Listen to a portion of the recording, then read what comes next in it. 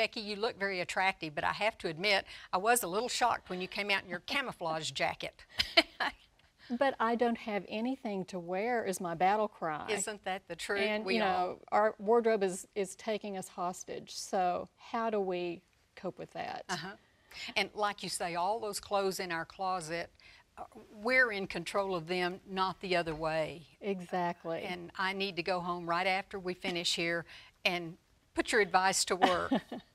Because do you find, and I know you do speakings and workshops everywhere, but do you find that that's just a common problem? Oh, yes. You know, we buy something at the store and think this is going to match everything I have, and it's still hanging with the tags on it 3 years later.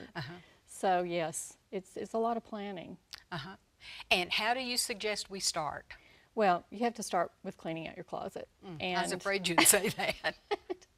I call it closet reconnaissance because we have to go in and act like it's an act of war to get all that out and cleaned out and decided upon, and it's strategy.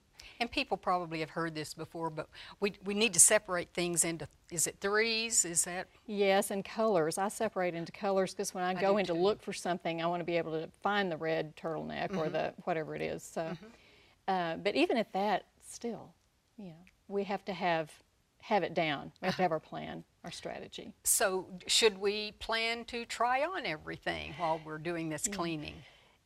I pull everything out of the closet and then I wash down the shelves, vacuum it out. Even this last time we did it, there was a little bit of cracking, and so my husband filled in the cracks and painted a little bit and put everything out on the bed, and then I try everything on. And if it's not perfect or, you know, fitting perfect, in really good shape, I just don't keep it. Because just because we say we're going to lose 10 pounds next summer, we probably won't. So, you know, it needs to be fit and mended and in good shape before it goes back in the closet. And certainly there's that pile of things we can donate because other people can use them. There's some that, you know, zippers are broken, and if we don't want to go to the trouble, now those may be trash items. But until we get it all out, I don't think probably any of us realize that we have 6 red blouses. Maybe not all the same red. One might be a tomato, one might be a cranberry red or whatever. And there's nothing wrong with that. It's just we need to know we have them. Right. And so I've sort of honed the wardrobe down to 10 key pieces, and these are different for everyone. Oh, okay. You know, what looks good on me may not look good on you. And so these are just my, give me 10. Give me 10, I said to my husband. What do you think of whenever I say give me 10? And he said, discipline. It's, you know, because I used to coach.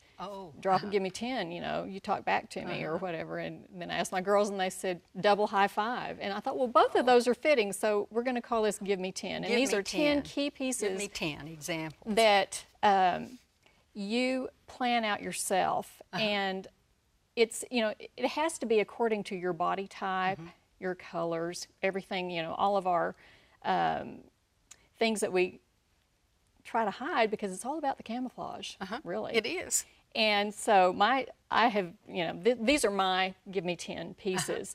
And they are a pair of black pants, black skirt, and black leggings. And I think leggings are really key right now because so many women have aches and pains, and you know, they are really a compression tight. And so they feel good. And they're, you know, if you wear something long down over them, they're just like wearing tights. Right. So, and then added to that, I added a couple of camisoles, a black and a white, and then a long camisole that you can wear under whatever you're wearing with your leggings, and it lengthens the line.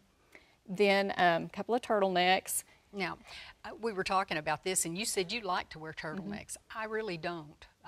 They feel very confining to me. So what would be a substitute if I didn't want that? Just like a crew neck? Yeah, whatever your collar line, your favorite collar line is fine. All right, so it's not exactly. And then a long white blouse. That could be your husband's white Oxford shirt. It could be, mine happens to be a bathing suit cover-up, and when I travel with these, I can use that for a bathing suit cover-up. That's a good point. And then a gray jacket. Your color key may be camel and navy, or, you know, nothing like what mine is, because we have different coloring. But the gray seems to match everything you put with it. Even navy, black. It takes you from morning till camel, evening too in many right. cases. And so a charcoal is my choice for a jacket. Okay. Probably when you were teaching, you went into this in depth, but we might just real quickly talk about, because as you mentioned, the body shape, the body size, how tall we are, how short we are, lots of those things need to be considered, especially if we're going to the trouble to really organize our wardrobe. Right. And you know, I think we use the elements of art and elements of design in everything we do, in our homes, in cooking, everything. And I think it's important for us to find a style icon that has about the same body shape that we have, and kind of watch what they wear and how they put it together. I have extremely long legs and a short torso, even though I'm not that tall. And so I always kind of looked to Princess Diana to see what she was wearing, and she was wearing her proportion, because she also had long legs, and you know. So anyway, so that's proportion, adding texture. These aren't the only clothes that you can have in your closet, but they are your base clothes. And whenever you buy something new, it needs to go with at least 99% of these clothes. And where do accessories fall?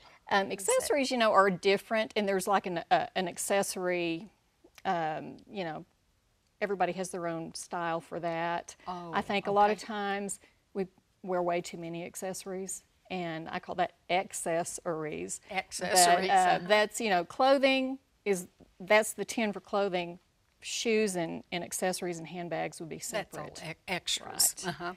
Okay, and last but not least, color. And that's true in the home. It's true with what we wear, our food. We learned early on that you want a variety of colors and textures, even in food. You remember when we used to drape students with the color collars? And that was really a good practice. And if you can find somebody that, you know, if you've never had that done, and have someone tell you what your best colors are. A lot of like the private cosmetic makeup stores will do that for you, and then they'll say, well, you're a cool or you're a warm. And I think it really makes a difference in I can tell when I put on colors that, first of all, I like them, and second, I feel good in them. And come to find out, those happen to be the colors that, because of my skin coloring and eye and hair and all that. And it really is important. There was a lot of poo-poo back in the day when it was like you couldn't wear anything if you were a summer, you couldn't wear certain things. It's not that strict. But I think it helps, don't you? Oh, I know it does. And even in cosmetics and you know, nail polish, things like that can be an accessory through color. Color is a science. I hate to admit that, but it is a science. For those of us who we want to keep it in the home economics world, but it is a science. And also, you were mentioning taking everything out, cleaning the closet. And I think sometimes, at least it's a mistake I make, I may go out and buy a new something, but I never throw anything away. So I think and having gone through this practice that you talked about, I might realize, well, you know, that gray sweater really has a worn look. It's got little nubs on it. So instead of just always adding to our closet, it's important to take out. Replace. Right. And it makes you feel better. Well, it does. Yes, it does. Get that closet organized and everything ironed and hanging there, you know, straight. And I can't think unless I have it all organized. I appreciate that too. Well, thank you very much, Becky. I appreciate learning some tips and being reminded of ones that I'd forgotten too. Well, thank you for having me.